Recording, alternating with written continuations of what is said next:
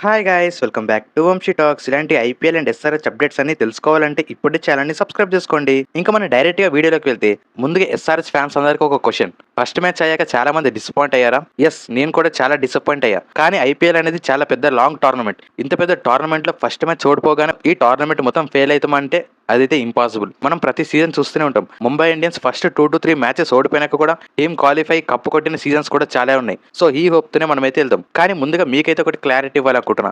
SRH team ఈ season start అవ్వడానికి ముందే మన బౌలింగ్ యూనిట్ చాలా వీక్ గా ఉందని ప్రతి ఒక్కరికి తెలుసు. కానీ ఫస్ట్ మ్యాచ్ లో ప్రూవ్ కూడా అయిపోయింది. బట్ దాని నుంచి కంబ్యాక్ చేసుకుంటూ వచ్చి నెక్స్ట్ మ్యాచ్ లో బౌలింగ్ తోనే గెలవాలి.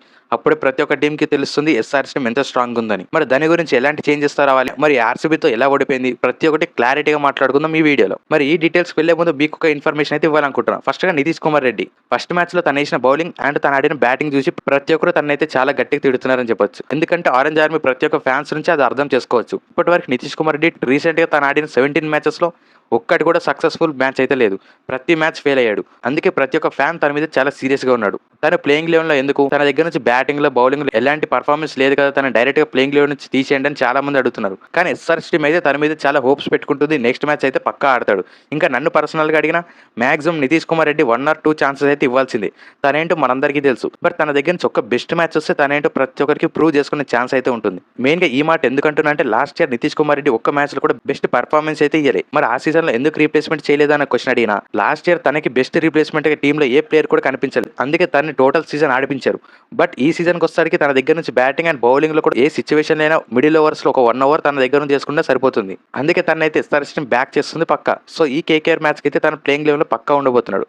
తనైతే స్ట్రాంగ్ కంబ్యాక్ ఇస్తాడని నేనైతే నమ్ముతున్నా. మరి నెక్స్ట్ మ్యాచ్ కేకేఆర్ తో ఆడబోతుంది. ఎలా వస్తే ఎస్ఆర్హెచ్ టీం గెలుస్తుంది, ప్రతి ఒక్క దీని గురించి ఎస్ఆర్హెచ్ ప్రివ్యూ వీడియోలో అయితే మాట్లాడుకుందాం. ఈ వీడియోలో ఎస్ఆర్హెచ్ టీం ప్లేయింగ్ లెవెన్ ఎలా ఉంటే బెటర్ ఉంటుంది, వాళ్ళ బ్యాటింగ్ లైనప్ ఎలా ఉండాలి అండ్ వాళ్ళ బౌలింగ్ లైనప్ ఎలాంటి చేంజెస్ చేసుకుంటే మ్యాచెస్ గెలుస్తారో మాట్లాడుకుందాం. ముందుగా ప్లేయింగ్ లెవెన్ చూసుకుందాం. ఆ తర్వాత ఏ డిపార్ట్మెంట్స్ లో ఎవరు పర్ఫార్మెన్స్ ఇస్తారో, ఏ ప్లేయర్స్ కి ఎప్పుడెప్పుడు బౌలింగ్ చేపిస్తే బెటర్ అనుకుంటుందో దాని గురించి క్లారిటీగా మాట్లాడుకుందాం. ముందుగా ఓపెనర్స్ గా Abhishek Sharma and Travis head, number 3 లో ఇషాన్ కిషన్, నెంబర్ 4 లో క్లాసన్, నెంబర్ 5 లో నితీష్ కుమార్ రెడ్డి. ఇక్కడ నుంచి ప్లేయింగ్ లెవెన్ లో చేంజెస్ అయితే ఉంటున్నాయి. 6th పొజిషన్ లో లివింగ్ స్టోన్, 7th పొజిషన్ లో శివంక్ కుమార్, 8th పొజిషన్ లో హర్ష డూబే, 9th పొజిషన్ లో హర్షల్ పటేల్, 10th పొజిషన్ లో David pain and final 11th position లో జయదేవ్ ఉన్నట్కట్. ఇంకా ఇంపాక్ట్ ప్లేయర్ విషయం కోసం నేనైతే ఇంపాక్ట్ ప్లేయర్ గా అనికేత్ వర్మన్ అయితే తీసుకుంటున్నా. ఇది playing eleven and impact player list. ముందుగా మీకైతే ఒకటి క్లారిటీ ఇవ్వబోతున్నా. ఇదైతే ఫస్ట్ బౌలింగ్ ప్లేయింగ్ లెవెన్. ఇంకా ఈ ప్లేయింగ్ లెవెన్ లో బౌలింగ్ డిపార్ట్మెంట్ గురించి మాట్లాడుకుంటే David Payne, Jaydev Unadkat, Harshal Patel, Harsh Dubey, Shivank Kumar, Nitish Kumar Reddy and 7th player గా 1 or 2 overs అయితే లివింగ్ స్టోన్ కూడా ఇవ్వచ్చు. మరి 7 బౌలర్స్ అయితే అవసరం లేదు అండ్ లివింగ్ స్టోన్ కూడా అంత బెస్ట్ బౌలింగ్ చేస్తాడని డౌట్ ఉంటే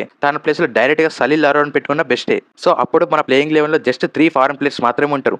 మరి బ్రేడెన్ కార్స్, ఇషాన్ మలింగా అలాంటి వాళ్ళని తీసుకోవచ్చు కదా అంటే ఇప్పుడైతే అవసరం లేదని నా ఒపీనియన్. లాస్ట్ ఇయర్ కూడా చాలా సార్లు చూసాం. ఢిల్లీ క్యాపిటల్స్, ముంబై ఇండియన్స్ ఇలాంటి టీమ్స్ కూడా 3 ఫారెన్ ప్లేయర్స్ తోనే లేరు. ముందుగా మన టీం కాంబినేషన్స్ అయితే చాలా ఇంపార్టెంట్ కాబట్టి ఒకవేళ లివింగ్ స్టోన్ వద్దనుకుంటే ఈ ప్లేస్ లో సలీల్ అరోన్ తెచ్చుకున్న బ్యాటింగ్ ఇంకా స్ట్రెంత్ అయితే అవుతుంది. సో ఇంకా బౌలింగ్ విషయానికి వస్తే మనం ముందుగా మాట్లాడుకున్నట్టు ఇంకా ఇక్కడ 6 డిఫరెంట్ టైప్స్ ఆఫ్ బౌలర్స్ లో మెయిన్ గా 2 స్పిన్నర్స్ అండ్ 4 ఫాస్ట్ బౌలర్స్ అయితే ఉన్నారు. ఇంకా లివింగ్ స్టోన్ పక్కన పెట్టిన 6 బౌలర్స్ ఎలాంటి బౌలింగ్ చేయించుకుంటే బెటర్ ఉంటుందో చూద్దాం. ముందుగా లాస్ట్ మ్యాచ్ లో power play 2 overs Nitish Kumar రెడ్డికి ఇవ్వడం అండ్ నెక్స్ట్ 2 overs లో జయదేవ్ ఉన్నట్కట్ ఒకటి అండ్ డేవిడ్ పెయిన్ కి అయితే ఒకటి ఇచ్చారు. సో ఆ ప్లాన్ చేంజ్ చేసుకుంటూ ఇప్పుడైతే ఇంకో ప్లాన్ తో రావాలి. అప్పుడు మ్యాచ్ అయితే గెలవచ్చు ఎస్ఆర్హెచ్ టీం. ఇంకా ఇది చూసుకున్న డేవిడ్ పెయిన్ కి అయితే మినిమం 2 overs పవర్ ప్లే ఇవ్వాల్సింది.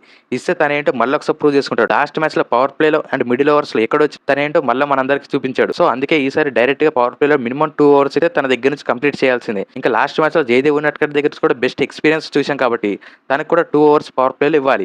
ఇంకా మిగిలిన 2 overs చాలా ఇంపార్టెంట్ గా ఉన్నాయి కాబట్టి మీకు నితీష్ కుమార్ రెడ్డి మీద చాలా నమ్మకం ఉంటే తనకైతే 1 over ఇస్తే సరిపోతుంది పవర్ ప్లేలో. అండ్ ఇంకా మిగిలిన ఓవర్ శివంక్ కుమార్ అయినా హర్ష డూబేకైనా ఇద్దరిలో ఒక బౌలర్ కి 1 over ఇస్తే సరిపోతుంది పవర్ ప్లేలో. ఇలా పవర్ ప్లేలో బెస్ట్ 6 overs అయిపోయారు బెస్ట్ బౌలర్స్ తోనే. ఒక్కసారి పవర్ ప్లే కంప్లీట్ అయితే ఎస్ఆర్హెచ్ టీం దగ్గర బెస్ట్ బౌలర్స్ ఉన్నారని చెప్పాలి మిడిల్ ఓవర్స్ లో అండ్ ఫైనల్ డెత్ ఓవర్స్ లో. ఎందుకంటే హర్షల్ పటేల్, జయదేవ్ ఉన్నట్కట్, డేవిడ్ పెయిన్ వీళ్ళు ముగ్గురు దగ్గర నుంచి టోటల్ గా 8 overs ఇక్కడ కవర్ అయితే కాబట్టి వీళ్ళు ముగ్గురికి చాలా ఎక్స్పీరియన్స్ ఉంది.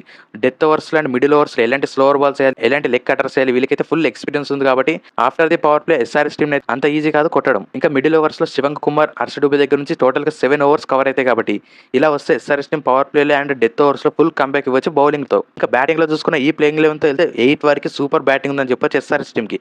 అదే Abhishek Sharma, Travis Head, Ishan Kishan, Klaasen, Nitish Kumar Reddy, Livingstone or Salil Arora Aniket Varma, Shivang Kumar ఇలాంటి ప్లేయింగ్ లెవెన్తో వెళ్తే బ్యాటింగ్లో నెంబర్ 8 వరకు అండ్ బౌలింగ్లో నెంబర్ 6 వరకు అయితే best batters and best bowlers అయితే ఉండబోతున్న టీంలో. సో ఇది నా బెస్ట్ ప్లేయింగ్ లెవెన్. మరి ఏ ప్లేయింగ్ లెవెన్తో వెళ్తే మ్యాచ్ గెలుస్తారనుకుంటున్నారు కింద కామెంట్ చేయండి. నెక్స్ట్ ప్రివ్యూలో ఇంకా మనం డైరెక్ట్గా కలుద్దాం. Thank you.